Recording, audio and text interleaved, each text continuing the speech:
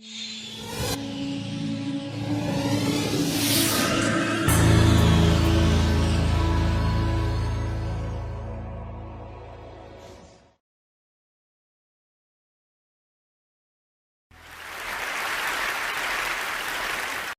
never expected compliment to feel like a burden, but at some point, it did. It didn't feel like pressure at first, especially when people complimented me. You're so smart, you'll excel at it. You're amazing, you will kill it. I know you will. At first, I felt proud. It was nice to be noticed, to be acknowledged, to feel like I mattered, like I was special. Every time I had it, my mom would come and tell me, don't worry about it, you look great, you'll get a good score. I knew what she was trying to do, to comfort me, to stop me from worrying too much, obviously, right? But then, it started to feel like pressure, like something's constantly weighing me down. Because if she believed I do well, then I had to, didn't I? So, imagine this bag represents every single expectation I've ever been given. And for 6 months, one compliment, one quote. Not too heavy, right? But then another. You do great. You never fail. And we believe in you. It's still quiet, still gentle. But I started to feel the weight. And I carry it everywhere. I carry it to school, I carry it during tests, I carry it even when no one's watching. And at some points, sometimes, it feels too heavy to even carry at all. Those kind of words started to feel like a rule, so I kept pushing. Not to impress anyone, but mainly because I felt like I had to. Like, if I didn't do well, then I wasn't just failing the test, but also them.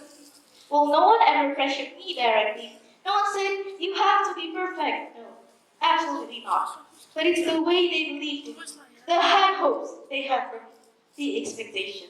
I just couldn't let them down. So I felt like someone had told me I should always be perfect, even if no one did. Then I started telling them things I never said out loud. If I don't meet their expectation, I'm not enough. Good morning, everyone. It's Adila Zahra Mumtaza, and that is the topic I will be talking about today. Because, was it ever enough? Was I ever enough? So let's pull it back to the beginning. What exactly is expectation? Well, according to the dictionary, it is the act or state of looking forward, anticipating. It is how people picture this will happen or that will happen even before it actually happens. And when those expectations are placed on you, especially as a student, it can feel, well, pretty heavy.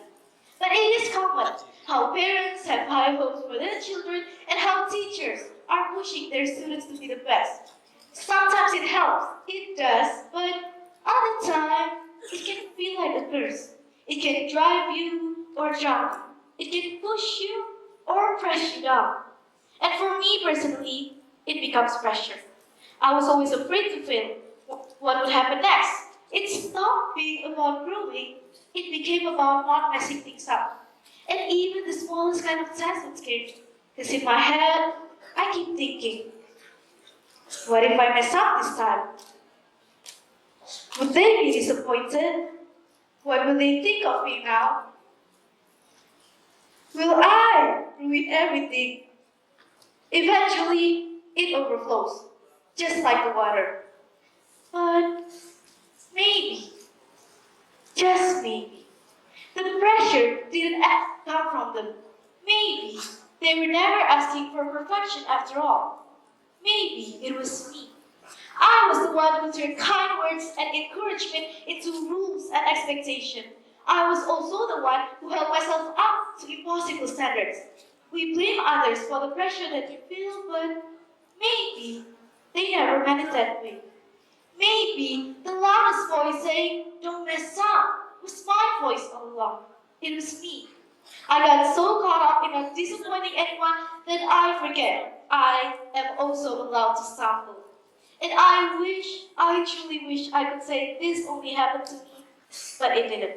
In fact, Newport Academy says that over 60% of teenagers report feeling intense pressure to excel at school.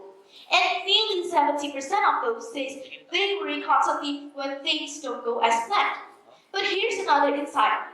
A 2023 survey by the Swiss Jacob Foundation says that over 46% of stressed teens report feeling compelled by their own, I repeat, by their own high expectation to do well on every task. This kind of stress doesn't wash away after exams. It leads to anxiety, burnouts, and even depression. And what's worse is that most teens suffers in silence. Because how would you explain that encouragement can feel like pressure? That being skilled in something can start to feel like a burden. So I would like to ask a simple question for all of you guys in this room. You can either raise your hands up or just think about it deeply in your heart. If you've ever had someone say, "You'll do great," but instead of it being an encouragement, it starts to feel like pressure. Like, oh, I have to do great now because they believed in me. And even by standing here right now, on this TEDx stage, I believe most of you have expectation for my talk. Maybe you're hoping it'll be interesting, that it won't be boring. My teachers, I bet you're hoping that everything will be good. And honestly, so do I. Who doesn't? I gave myself a few expectations too. That I wouldn't mess up, that I wouldn't forget my lines, and that my hands wouldn't shake. But apparently, things don't always go as planned. And it is absolutely fine. I might forget a line, and if I do, or if I already did, forgive me for it. I did tremble, which I hope you guys did notice. And yes, I am extremely nervous right now. But I heard a quote by Mrs. Gina Ginafu, and this particular sentence is stuck in my head. You don't have to be the best, but you have to do your best. This sentence made me rethink everything because, yes, I gave myself expectations. But what's more important is that knowing I gave it my all. So now, my expectation for this talk is pretty simple. I don't have to be the best, but I have to do my best. Because then, I've already met my expectation. Because what matters more is effort and not perfection. And outside of this TEDx stage, even in our daily lives, when things don't go the way you hoped, I hope you remind yourself, I tried, I showed up, I did my best. Because perfection isn't what makes us human, effort does. It's not about living up to expectation, it's about being, stumbling, rising, and trying again.